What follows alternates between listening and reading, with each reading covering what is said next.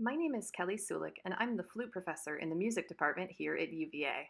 I wish I could join you for dinner tonight, but I am performing alongside my students in the opening concert of the Charlottesville Symphony's season just across the lawn.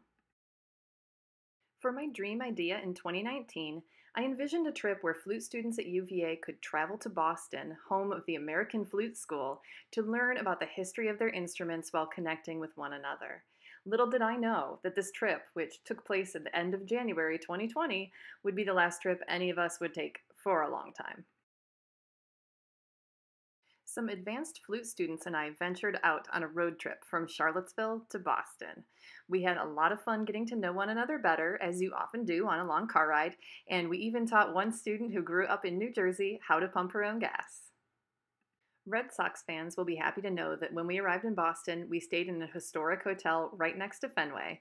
Of course, not much was happening in late January, but it was fun to see the green monster from our hotel window. The next morning, our flute festivities began. We visited one of the top flute makers in the industry, Brandon Brothers.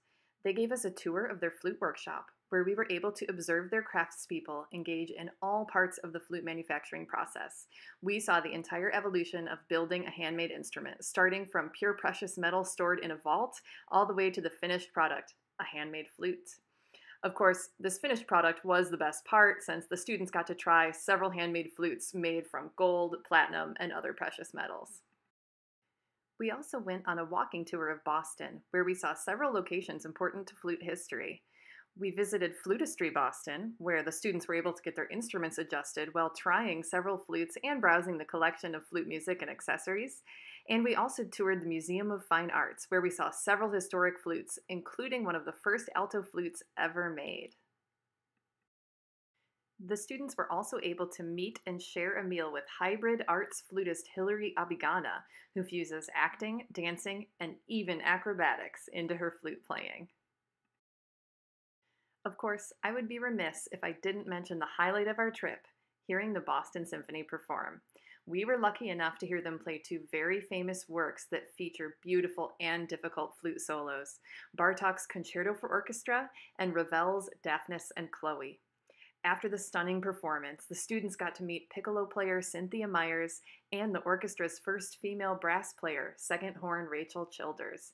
These gracious musicians also gave us a backstage tour of Symphony Hall while answering students' questions.